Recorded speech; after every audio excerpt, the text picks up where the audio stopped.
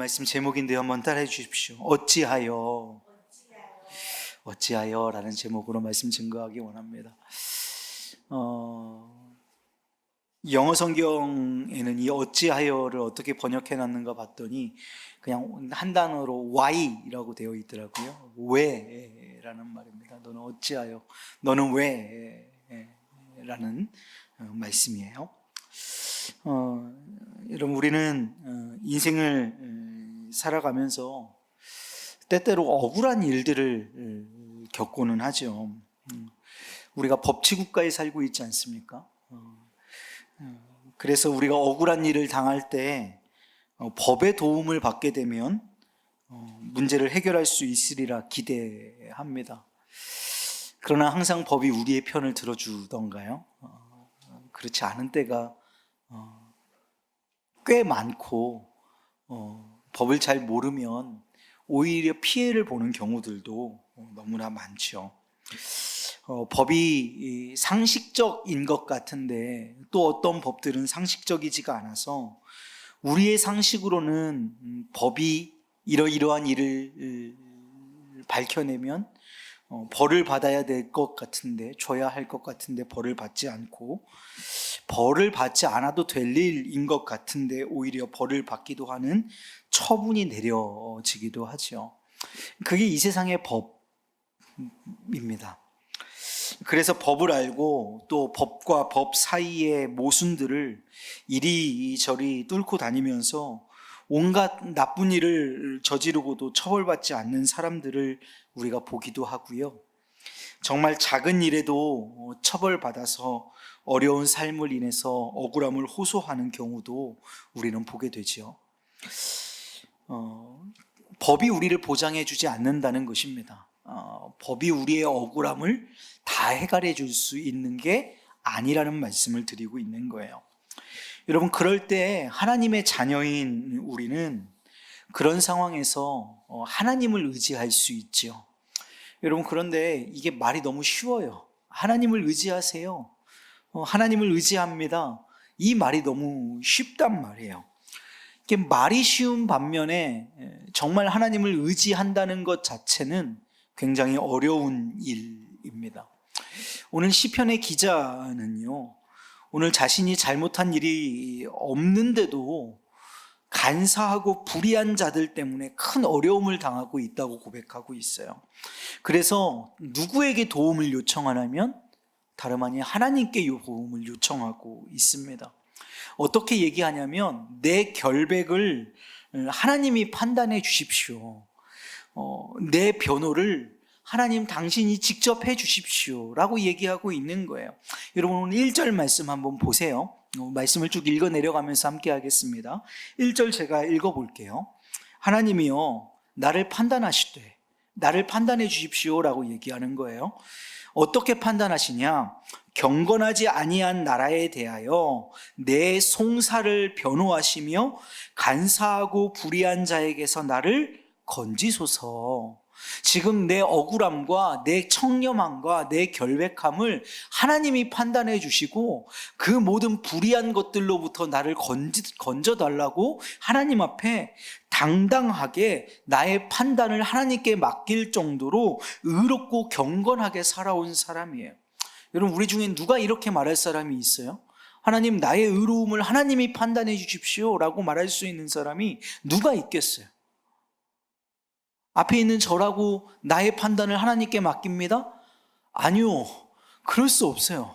나는 너무나 연약하고 쇳덩어리고 여전히 불의한 것들이 너무나 많은 내 모습인데 이 시편 기자는 그렇게 하나님 앞에 판단을 맡길 정도로 떳떳하고 경건하게 살아온 사람이라는 거예요. 여러분, 경건하게 살았어요. 떳떳하게 살았어요. 그런데 어려움을 겪어요. 근데 억울함을 당한단 말이에요. 이게 하나님의 보응하심이 없는 것처럼 느껴지기도 하고 어려움을 겪는 것이 억울해 보이잖아요. 하나님의 뜻대로 살고 하나님의 뜻을 따라 살고 경건하게 살고 하나님의 판단을 맡길 만큼 정직하게 살았다면 이 사람 잘 되어야 하잖아요. 말 그대로 우리가 원하는 형통의 삶을 살아야 하잖아요. 근데 이가 고통당하는 이유를 잘 알지 못하겠단 말이에요. 그런데 의롭게 사는 사람은 어찌 보면 어려움을 겪는 게 당연한 일입니다. 자, 잘 기억하셔야 돼요. 어려움을 겪는 게 의로운 사람에게는 당연한 일이란 말이에요. 왜냐하면 어떠한 불의와 이 정도 타협하고 어떠한 죄악과 이 정도 타협하고 그렇게 서로 타협해 가면서 사는 사람은 어려움 없어요. 그런데 하나님의 도를 따라 살고 하나님의 도가 아닌 것들을 거절하는 사람은 당연하게 억울함을 당할 수밖에 없고 어려움을 당할 수밖에 없는 거죠. 왜 그래요? 세상이 불의하기 때문에 그래요. 의를 따라가는데 세상이 불의하니까 의를 따라가는 사람은 어려움을 당할 수밖에 없다는 겁니다. 불의한 세상은 경건한 사람을 감당하지 못하기 때문에 그 경건한 사람을 불의한 세상이 쉬지 않고 놓아주지 않고 계속해서 핍박을 가하게 되어 있습니다. 그런데 이런 상황 가운데에서 이런 억울함 속에서 오늘 시인은요, 하나님을 나의 힘이 되신 하나님이라고 고백합니다. 2절 상반절 말씀을 한번 보실까요? 2절 상반절에 이렇게 고백하고 있어요. 주는 나의 힘이 되신 하나님이시거늘. 아멘이십니까? 이게 시인의 신앙 고백이에요. 시인이 어려움이 없다는 게 아니에요. 억울함이 없다는 게 아니에요. 어려움 중에 있어요. 억울함 속에 있습니다. 그런 중에서라도 시인은 고백해요. 하나님은 나의 하나님이십니다. 더 나아가서 나의 힘이 되신 하나님이십니다. 오늘 이 시인이 고백하는 하나님이 저와 여러분의 하나님이시기를 주님의 이름으로 축복합니다. 오늘 저와 여러분의 힘이 되시는 하나님이시기를 간절히 원해요. 여러분, 주는 나의 힘이십니다. 믿으시지요? 아멘. 그런데 내가 당하고 있는 현실은 하나님이 나의 힘이신 사실이 맞는데, 그리고 나는 그것을 믿는데, 내게 당한 현실은 나의 믿음과 너무 괴리가 있는 것 같아요. 상충되는 것 같이 느껴집니다. 하반절 말씀 한번 보실래요? 2절 하반절 말씀에 이렇게 기록해요. 어찌하여 나를 버리셨나이까? 내가 어찌하여 원수의 억압으로 말미암아 슬프게 다니나이까? 무슨 말이에요? 하나님이 나의 힘이신데, 하나님이 나의 힘이 맞는데 왜 하나님 나를 버리신 것 같이 느껴집니까? 내가 하나님을 믿는데, 하나님이 나의 의지가 맞는데 하나님의 나를 버리신 것 같이 내가 느껴지게 하십니까? 원수의 억압 아래 나를 내버려 두시는 것 아닙니까? 하나님, 나 믿음 지키기 너무 어려워요. 지금 이 말하고 있는 거잖아요. 하나님, 나의 힘이 맞는데 하나님이 느껴지지 않아요. 하나님이 나의 힘이 맞는데, 나의 의지가 맞는데 하나님, 그런데도 나 참 너무 어려워요. 이 말하고 있는 거잖아요. 여러분, 신앙이 뭘까요? 여러분, 믿음이 뭘까요? 여러분, 신실한 사람이 있잖아요. 신실한 사람이 병으로 일찍 세상을 떠나요. 여러분, 이게 우리 신앙과 우리의 삶 가운데서 실제로 일어나고 있는 일이죠. 신실한 사람이면 병 나아야 할 것 같은데, 신실한 사람이 병 속에 있다가 세상을 결국은 등지게 돼요. 그런 현실 앞에서도 여러분, 믿음은 뭐냐면요, 그런 우리의 현실 속에서도 하나님의 치유의 능력을 믿는 게 우리의 믿음이란 말이에요. 예수 믿으면 병 다 나아야 할 것 같은데 그렇지 않은 현실 속에서도 하나님은 치유하는 하나님이야 라는 믿음을 가지고 사는 게 우리의 신앙이란 말이에요. 여러분, 어려운 문제가 있어요? 믿음이 좋으면 그 어려운 문제 능히 이겨낼 수 있어야 할 것 같은데 그 어려움 속에서 헤어나오지 못해요. 그런 현실 속에서도 하나님은 나의 힘이시다 라고 하는 믿음의 고백을 드려야 하는 것이 우리의 신앙이란 말이에요.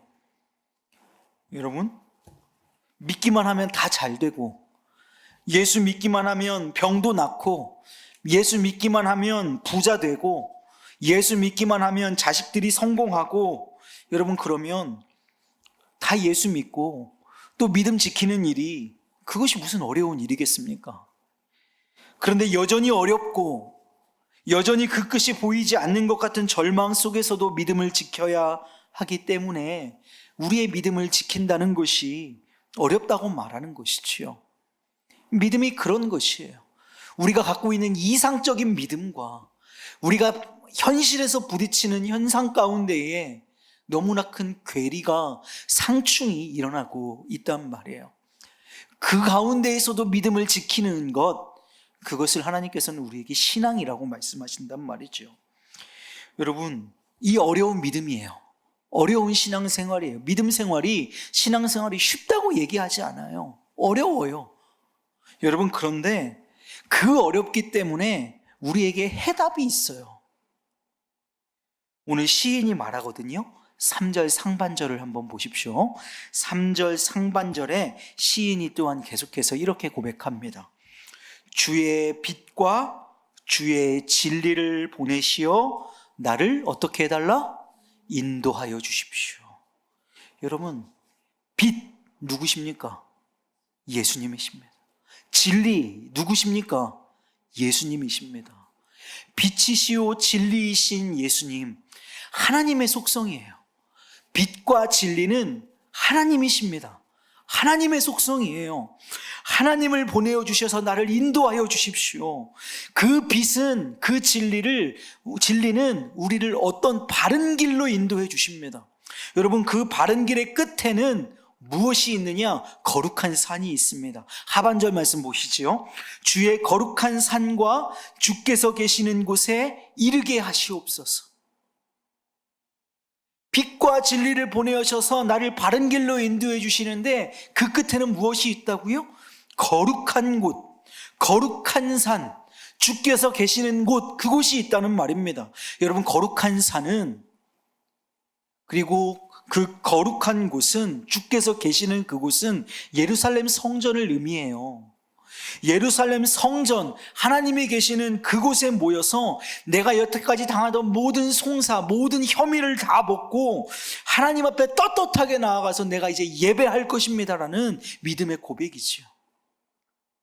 오직 빛이요 진리이신 하나님이 여러분 우리를 구원하시는, 우리를 거룩한 산으로 예배자의 자리로 초청하시는 전능자이신 줄을 믿음으로 고백하시기를 주님의 이름으로 축복합니다. 오늘 시인의 고백처럼 우리를 모든 거짓의 송사에서 구원해 주실 분은 오직 빛과 진리이신 하나님 뿐이십니다. 우리를 모든 악과 거짓으로부터 구해 주실 분 또한 하나님 뿐이십니다. 그래서 빛이요 진리이신 하나님을 우리는 구해야 하는 거예요. 시인은 거룩한 성전, 하나님의 제단, 예루살렘 성전에 나아가 마음껏 찬양하게 될 날을 소망하면서 찬양의 서원을 드려요. 그가 지금 찬양의 서원을, 내가 거룩한 그 제단 앞에 나아가 하나님을 예배하겠습니다, 하나님을 찬양할 것입니다 라고 하나님 앞에 믿음의 고백을 먼저 드리고 있는 거예요. 문제가 해결됐나요? 아니, 그렇지 않아요. 억울함이 풀어졌나요? 그렇지 않아요. 그런데 서원하고 고백하는 거예요. 내가 하나님 앞에 나아가서 예배할 것입니다, 내가 하나님 앞에 나아가서 찬양할 것입니다, 간절하게 하는 거예요. 4절 말씀 제가 한번 읽어볼게요. 눈으로 한번 따라 읽어보세요.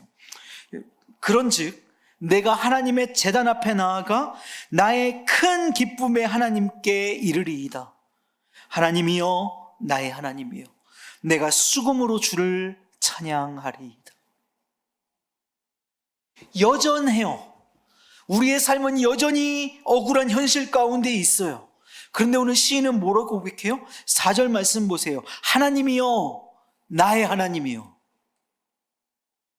하나님이 너의 하나님이 아니라, 피상적인 하나님이 아니라, 누구의 하나님이 아니라, 누군가에겐 역사하시는데 나에겐 역사하지 않는 하나님이 아니라 그 하나님이 나의 하나님이다 고백하는 거예요. 큰 기쁨을 주실 하나님이다, 나의 하나님, 결국에는 나에게 최후 승리를 주신 하나님, 나의 큰 기쁨이 되실 하나님, 그 하나님을 놓지 않는 겁니다. 여러분, 하나님을 진정 나의 하나님으로 부를 수 있는 사람, 하나님을 큰 기쁨을 기대할 수 있는, 하나님을 향한 소망이 있는 사람, 여러분, 그 사람은 불의한 현실, 억울하고 때로는 감당치 못할 것 같은 현실에 질식당하지 않고 오히려 죽지 않고 살아서 하나님의 존귀하심을 찬양하는 자리에 이르게 되는 줄로 믿습니다. 저와 여러분이 주님의 제단 앞에서 찬양할 수 있는 오늘 시인과 같은 믿음의 고백을 가진 저와 여러분이 되시기를 간절히 소망해요. 여러분, 오늘 본문 말씀에 43편 2절과 또 5절 말씀에 반복되는 표현이 있어요. 그건 뭐냐면 어찌하여라는 거예요. 2절 말씀 한번 보실까요? 주는 나의 힘이 되신 하나님이시거늘 어찌하여 나를 버리셨나이까. 여기서 말하는 어찌하여는 어떤 뉘앙스이신 것 같아요? 하나님을 향한 어떻게 보면 조금 원망. 나는 내 상황이 하나님이 나와 함께 하시는데 나는 왜 이렇습니까? 라고 하는 하나님께 대한 원망 섞인 질문이잖아요. 그렇죠? 이 어찌하여의 대상은 누구예요? 하나님이에요. 하나님, 어찌하여 나는 이렇습니까? 하나님이 내 하나님이신데 내 모양은 왜 이 모양이 이 꼴입니까? 라고 하는 원망 섞인 어찌하여예요. 그런데 이 시편의 말미인 5절에 가면요, 어찌하여가 또 등장해요. 시편 43편 5절 말씀 한번 보세요. 내 영혼아, 네가 어찌하여 낙심하며 어찌하여 내 속에서 불안해하는가. 이건 누구를 향한 어찌하여예요? 내 영혼을 향한 어찌하여예요. 여러분, 인생들은요, 다른 사람의 문제에는 답을 명확하게 제시하지만 정작 자신의 문제 앞에서는 어쩔 줄 몰라서 방황하는 것이 우리의 연약함이죠. 학창시절 오래되셨겠지만 떠오르시나요? 우리 연애 상담 같은 거 많이 하잖아요. 저는 여동생들은 많이 없고 항상 주변에 남동생들만 많아서 남동생들 연애 상담 많이 해주고 막 그랬었단 말이에요. 제 동생도 그렇고 지금 교회에 있는 우리 동생들 연애 상담 많이 해줬단 말이에요. 연애 상담할 때는 야, 이럴 땐 이렇게 해야지, 저건 저럴 땐 저렇게 해야지, 너 그렇게 하면 안 돼, 그러니까 네가 여자친구가 없는 거지, 얘기한단 말이에요. 그런데 정작 저는 제 연애에 대해서는 아무 대답도 내리지 못하는 거예요. 바보예요, 바보. 그게 인생이란 말이에요. 남의 문제에는 그렇게 해결 잘해줄 것 같이 얘기하면서 내 문제에는 해답 내리지 못하는 거예요. 그게 인생이란 말이에요. 그런데 오늘 시편 기자는요, 참 지혜로워요. 자기 자신을 향하여서 제3자처럼 부르고 있어요. 나를 부를 때 내 영혼아 라고 제3자를 부르는 듯이 부르고 있는 거예요. 문제의 해답을 알려주겠다는 거죠. 내 자신에게, 내 영혼에게. 자, 보십시오. 내 영혼아, 나에게 얘기하는 거예요. 내 영혼아, 너 어찌하여 낙심하느냐. 지금 다른 사람 얘기하고 있는 거 아닌 거 아시죠? 나를 향하여서요. 내 영혼아, 너 어찌하여 낙심하니? 내 영혼아, 어찌하여 네 속에서 불안해하니? 해답을 내려주고 있는 거예요. 어떤 해답이냐? 뒤에 보세요. 너는 하나님께 소망을 두라. 할렐루야. 너는 하나님께 소망을 두라. 그가 나타나 도우심으로 말미암아 내가 하나님을 여전히 찬송하리로다. 아멘. 오늘 우리의 영혼에게 한번 선포해 보시겠습니까? 오늘 이 말씀, 5절 말씀 우리 다 같이 한번 읽어보도록 하죠. 우리 영혼에게 선포하세요. 시작. 내 영혼아, 네가 어찌하여 낙심하며 어찌하여 내 속에서 불안해하는가. 너는 하나님께 소망을 두라. 그가 나타나 도우심으로 말미암아 내 하나님을 여전히 찬송하리로다. 아멘.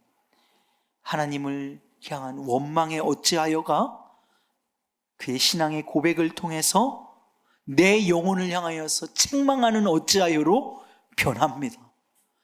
그 배경엔 무엇이 있어요? 하나님께 소망을 두는 것에 있습니다. 여러분, 이 세상은 여전히 불의합니다.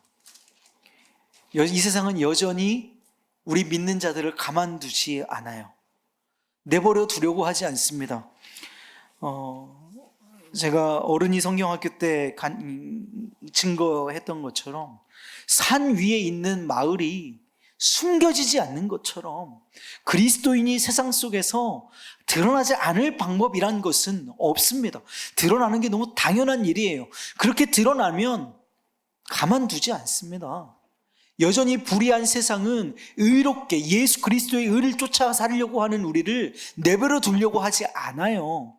그래서 우리는 핍박을 당하고 고난을 당하고 어려움 속에 당할 수밖에는 없습니다. 억울한 일을 당할 때도 나 참 많지요. 여러분, 그럴 때, 절망 가운데 있을 때, 하나님이 느껴지지 않을 때, 하나님이 소망되심이 내게 경험되지 않을 때, 그럴 때 여러분, 우리의 영혼에게 선포하십시오. 내 영혼아, 어찌하여 두려워하느냐? 내 영혼아, 어찌하여 낭망하느냐? 너는 여전히 하나님께 소망을 두라. 하나님께 소망을 둘 때 그 하나님을 여전히 찬송할 능력을 하나님께서 허락해 주실 것이다. 오늘 이 말씀, 5절 말씀을 가슴에 품으시고 그리스도인으로서의 삶을 소망하십시오. 이 세상은 잠깐이나 하나님의 나라는 영원합니다. 그 영원한 하나님의 나라를 꿈꾸며 이 짧은 이 세상의 삶을 하나님께 소망을 두고 여전히 어렵고 힘들지만 하나님의 소망을 두는 저와 여러분 되시기를 간절히 소망합니다. 여러분, 이렇게 하나님께만 소망을 두는 우리 우왕좌왕 믿음의 식구들 되기를 간절히 소망하고요.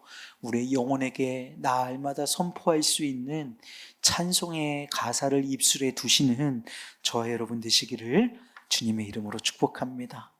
아멘.